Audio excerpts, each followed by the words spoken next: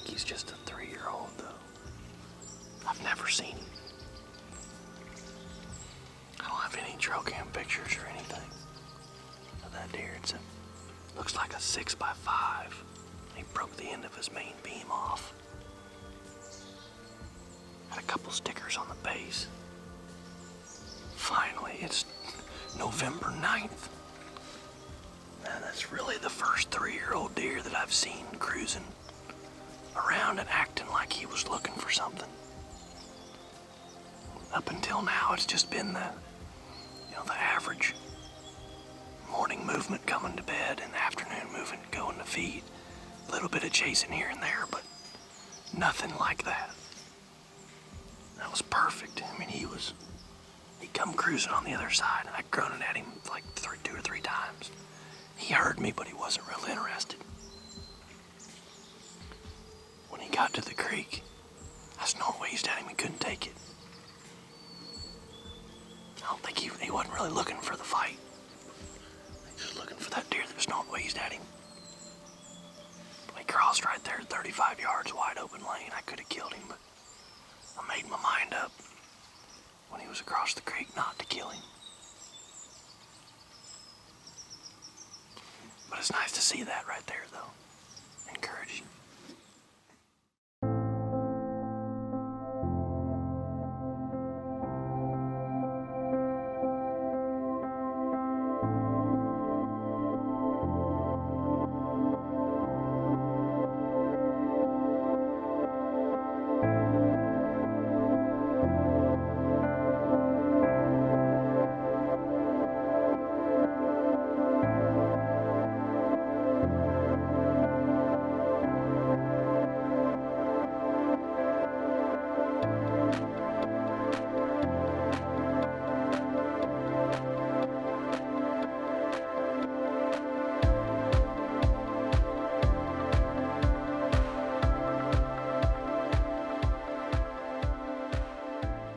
For the next 4 days, me and Oscar basically play cat and mouse. I'm at this end of the farm, he's over at the other end.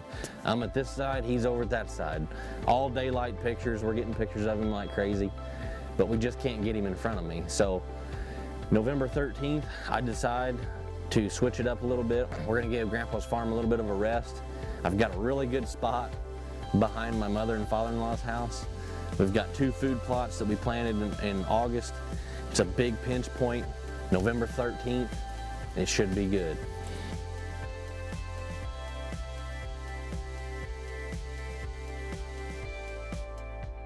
We're headed in, it's November 13th. I've got a stand right back here. It's only about 200 yards from the back door of my mother and father-in-law's house. We hung it a couple days ago because we had checked the camera.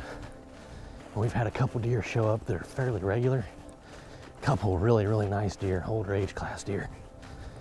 So we're gonna slip in here. We're running late, trying to get all this stuff self-filming, man. This is hard work, but I wouldn't have it any other way. We got one deer in particular, I call him Strong Hand. I think he's at least 5 years old and he's pretty regular. He's hit this pinch down here, right here in front of the stand, 4 days out of the last 10.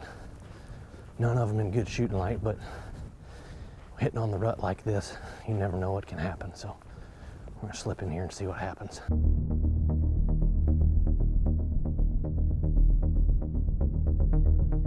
I just got in the stand and I forgot my fluid head.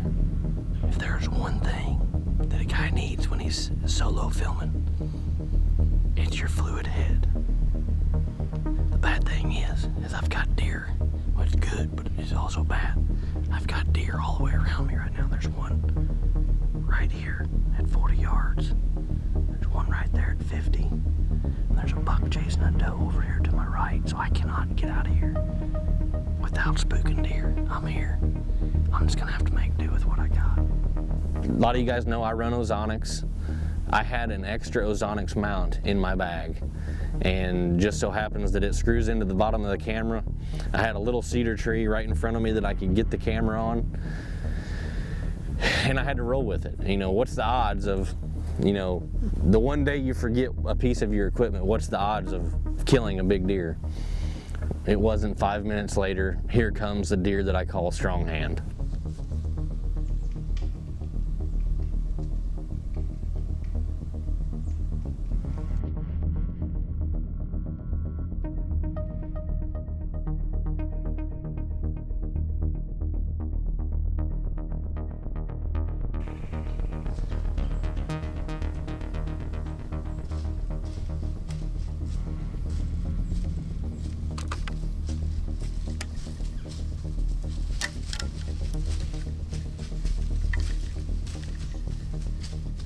He gets so far up underneath of me that he goes through my main camera's point of view, but the GoPro picks it up. I decide to shoot and he's slightly quartering to me. I catch him right behind the shoulder, but it's a straight down shot, so I think I only got one lung and liver. The deer runs 8 yards and just stops and is looking around like wondering what happened. And he gets out there in the opening and he's just standing there all hunched up, about ready to fall over dead. I knock another arrow. I'm not gonna take any chances in letting this deer get away. I put another one in him. The deer runs 25 yards. He's dead right there by the tree.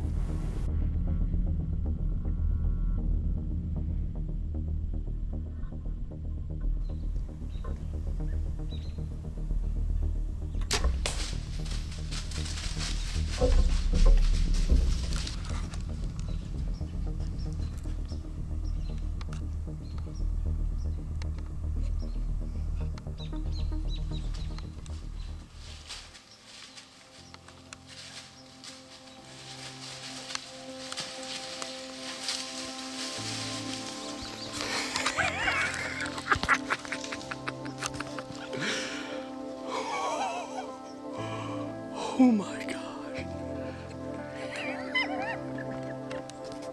I just pulled something off. Oh my God. Oh my gosh. It's just one of those stories that you can't make up. I mean, I don't know how many people have killed a deer with the camera mounted on an Ozonics mount, but I pulled it off. I don't know how it happened, but it was my number one deer, number one target deer on that farm. Pulled his jawbone. He looks to be at least 6. Doesn't matter, the deer's fully mature. We don't have any history with him other than this year, but it's so cool to do it on Jesse's mom and dad's farm right here at the home place.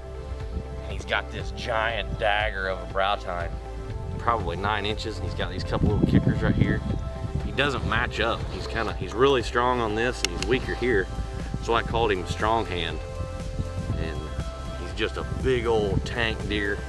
We went in after this deer and I got it done and got it done to share a story and tell a story to you guys. And it just seems like nothing can ever be easy with me. You know, every deer that I kill, there's always some sort of weird twist to it, but it just adds to the story. I'm just glad to have the opportunity at a deer like this and grateful for how it all turned out.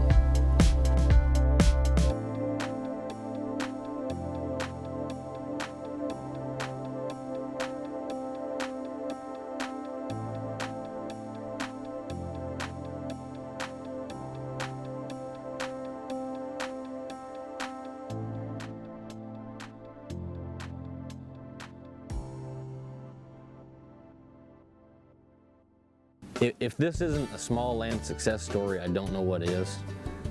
This farm is basically 80 acres, and you could really call it a 40-acre piece. The front half of it is all tillable. The house sits right in the middle of it. We planted 2 small food plots. Back in August, we hung 1 trail camera and waited, and these deer ended up showing up. Works out perfect, and the stand location was ideal. It was bulletproof. We could get in it with anything west. Predominant winds this time of year is west, northwest, southwest. So it was ideal. I mean, for a guy that's working 40 hours a week, when he gets off work, he can go back and hop in the stand. It's 200 yards from the house. And I know there's more scenarios out there like this, so hopefully it gives you guys hope that, you know, maybe you only own 40 acres, but yes, you can still kill a big, giant, mature deer on your farm. I do want to say thank you to Jim and Judy for letting me hunt behind the house and plant the food plots. It's a dynamite little bow hunting spot, and I hope we can keep doing it forever. Next up, hopefully we can get Jesse a deer.